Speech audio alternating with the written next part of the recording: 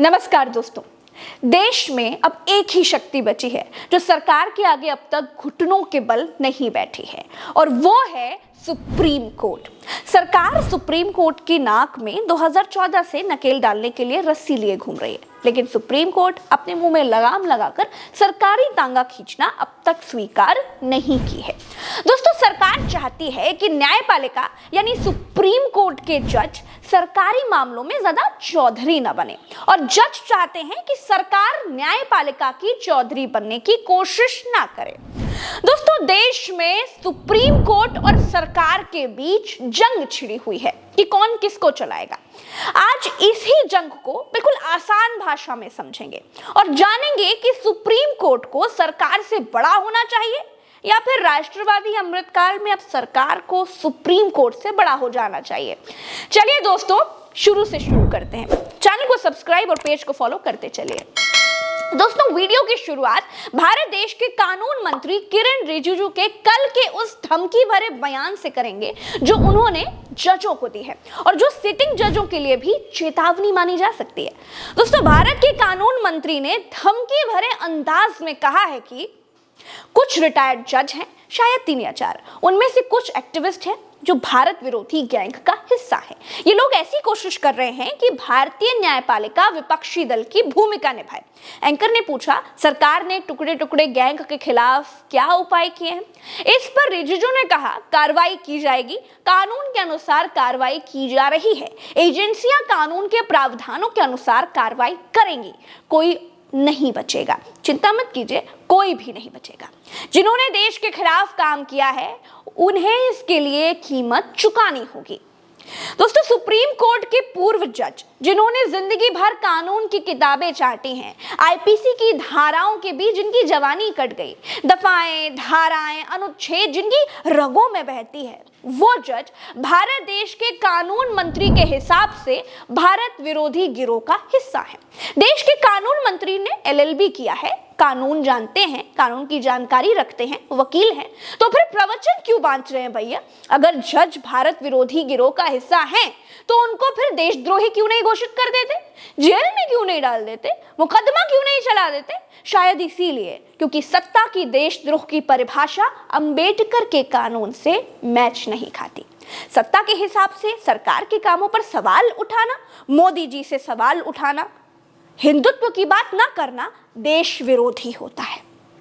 दोस्तों, सरकार supreme court से और जजों से इतनी खिसियाई क्यों हुई है, इसको भी समझना जरूरी है। और इसको समझने के लिए अब जो मैं आपको बताने जा रही हूं ना, इसको बहुत ध्यान से सुनिएगा।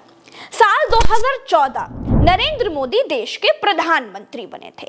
नरेंद्र मोदी 2014 में ही नेशनल जुडिशियल अपॉइंटमेंट कमीशन यानी एनजेएससी नाम का कानून लेकर के आते हैं। इसमें सरकार ने कहा कि चीफ जस्टिस, सुप्रीम कोर्ट और हाई कोर्ट में जजों की नियुक्ति अब खुद जज नहीं करेंगे, कॉलेजियम सिस्टम से जजों की नियुक्ति नहीं होगी।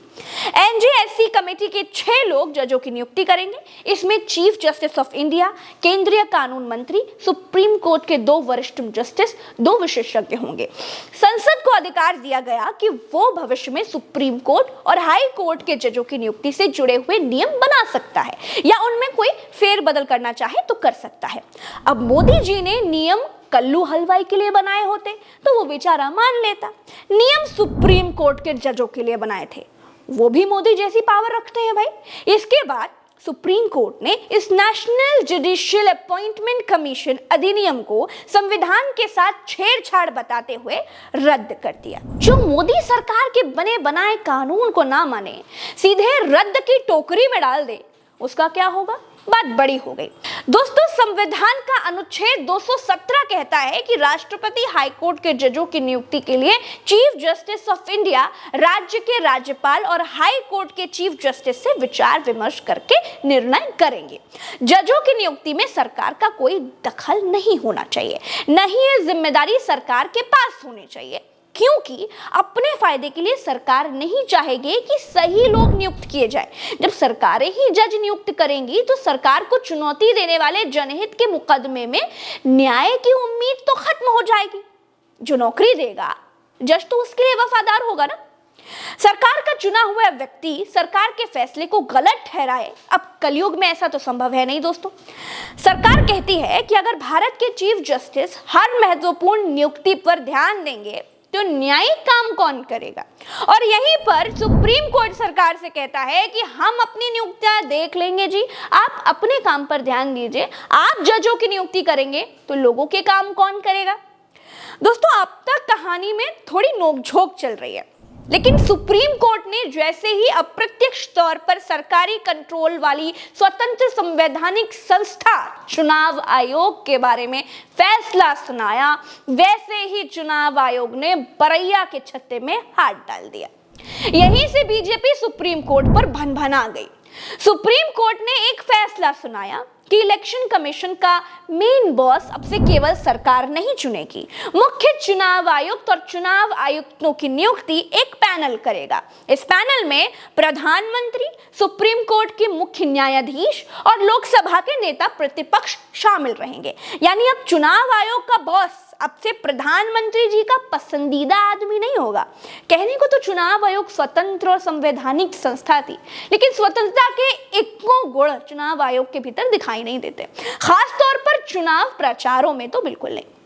अब दोस्तों, इस फैसले के बाद सरकार सुप्रीम कोर्ट से बुरी तरह से खींची आ गई और सुप्रीम कोर्ट में जजों की नियुक्ति से कॉलेजियम सिस्टम हटाने पर फोकस्ड हो गई। अब जब चुनाव आयोग में मोदी जी की मनमर्जी का मालिक नहीं बैठ सकता, तो फिर सुप्रीम कोर्ट में जज ही जजों की नियुक्ति कैसे करेंगे भाई। दोस्तों, कॉलेजियम भारत के चीफ जस्टिस और सुप्रीम कोर्ट के 4 वरिष्ठ जजों का एक समूह है। ये 5 लोग मिलकर के तय करते हैं कि सुप्रीम कोर्ट में कौन जज होगा। ये नियुक्तियां हाई कोर्ट से की जाती हैं और सीधे तौर पर किसी अनुभवी वकील को ही हाई कोर्ट का जज नियुक्त किया जा सकता है। हाई कोर्ट में जजों की नियुक्ति भी कॉलेजियम की सलाह से ही होती है, जिसमें सुप्रीम कोर्ट के चीफ जस्टिस, हाई कोर्ट के चीफ जस्टिस और राज्य के राज्यपाल शामिल होते हैं। दोस्तों, जजों की नियुक्ति में अगर नेताओं का हस्तक्षेप होने लगेगा तो न्याय की तो लंका लग जाएगी, क्योंकि न्यायपालिका के पास पावर है लेकिन पैसा नहीं है। सरकार के पास पावर सुप्रीम कोर्ट जैसे नहीं है, लेकिन पैसा अथाह भरा हुआ है। जजों की नियुक्ति में सरकारी हस्तक्षेप बढ़ेगा तो जज और पार्टी के कार्यकर्ताओं में ज्यादा अंतर नहीं रह जाएगा। आप रंजन गोगोई का ही उदाहरण ले लीजिए। अयोध्या मामले पर फैसला सुनाने वाले सुप्रीम कोर्ट के चीफ जस्टिस रंजन गोगोई को रिटायर होने के 4 महीने के बाद 19 मार्च 2020 को बीजेपी ने राज्यसभा भेज दिया। क्यों? एक जज को राज्यसभा सांसद बना दिया गया ना। पार्टी के कर्मठ कार्यकर्ता मर गए थे क्या, या फिर रंजन गोगोई ही पार्टी के बहुत कर्मठ और जुझारू ईमानदार कार्यकर्ता थे? पार्टी के कार्यकर्ताओं की चप्पलें घिस जाती हैं सांसद बनने के लिए। जज साहब तुरंत आए और सांसद बन गए। आजकल बिना लाभ के कोई किसी की कटी उंगली पर दवाई तक नहीं लगाता। जज साहब तो सीधा सांसद बन गए जी। खैर, ये दूसरा उदाहरण देखिए। 18 मई 2007 को हैदराबाद के मक्का मस्जिद में रिमोट कंट्रोल के जरिए मस्जिद में जुम्मे की नमाज के दौरान एक विस्फोट किया गया था। इस विस्फोट में 9 लोगों की मौत हो गई थी और 58 लोग घायल हुए थे। बाद में सीबीआई और राष्ट्रीय जांच एजेंसियों ने विस्फोट के आरोप में लोकेश शर्मा और देवेंद्र गुप्ता समेत कट्टर हिंदुत्ववादी संगठन के लोग पकड़े थे। इन सभी हिंदू अभियुक्तों को बरी करने के बाद 5 महीने के बाद एनआईए की स्पेशल कोर्ट के जज रविंद्र रेड्डी भारतीय जनता पार्टी में शामिल होने को तैयार थे। ये कहानी बहुत मशहूर हुई थी। दोस्तों, जजों को अगर राजनीतिक लोग नौकरी पर रखने लगेंगे तो देश में न्याय का तो बंटाधार हो जाएगा। अभी 2019 में ही दिल्ली हाई कोर्ट के पूर्व न्यायाधीश मूलचंद गर्ग भी बीजेपी में शामिल हुए हैं। क्या जज रिटायर होने के बाद कोई और काम नहीं कर सकते क्या? समाज सेवा भी तो कर सकते हैं, प्रोफेसर बन सकते हैं। इतना नाम होता है इन लोगों का तो कोई और काम तो बड़ी आसानी से मिल सकता है ना। राजनीतिक पेशे में वही जज जाते होंगे जिनके राजनीति में अच्छे लिंक रहते होंगे, जिनकी विचारधारा किसी पार्टी की विचारधारा से मैच खाती होगी, और जो किसी पार्टी की विचारधारा से प्रेरित हो उसके निर्णयों में भी तो विचारधारा का झुकाव तो होगा ही ना। अभी एक सुप्रीम कोर्ट से रिटायर्ड जज एस अब्दुल नजीर, जिनकी पीठ ने नोटबंदी को सही ठहराया था, जो अयोध्या मामले के जज भी थे, वो आंध्र प्रदेश के राज्यपाल बनाए गए हैं। इससे पहले नजीर साहब कर्नाटक उच्च न्यायालय में न्यायाधीश थे। जज साहब के डायमंड तो जड़े नहीं हुए थे कि राज्यपाल बनाने के लिए लाखों लोगों के बीच से बीजेपी चुन करके ले गई। राजनीतिक नजदीकियां रही होंगी, तभी तो बनाए होंगे ना। दोस्तों, आज देश का कोई भी संवैधानिक पिलर नहीं है जो सरकार के सामने तटस्थ सही बातों के साथ खड़ा हो। इकलौता सुप्रीम कोर्ट है, उसके और सरकार के बीच भी संघर्ष चल रहा है। तो दोस्तों, उम्मीद है कि आपको समझ में आया होगा कि सरकार और सुप्रीम कोर्ट में कौन बड़ा है। न्यायपालिका के दबाव, जजों को फैसलों के बाद मिल रहे फलों के बारे में और बहुत कुछ आपको जानने और सीखने को मिला होगा। आज के इस वीडियो में इतना ही। चलते हैं। राम राम, दुआ सलाम, जय हिंद। चैनल को सब्सक्राइब जरूर कीजिएगा और अगर आप देश में बिना दबाव वाली स्वतंत्र पत्रकारिता देखना चाहते हैं ना, तो चैनल को ज्वाइन करके मेंबर बने। मेंबरशिप मात्र 150 रुपए से शुरू होती है। फेसबुक पर देख रहे हैं तो वीडियो को शेयर और फॉलो जरूर करें। पेज को फॉलो करना है भूलिए मत। नमस्कार, जय हिंद, जय भारत।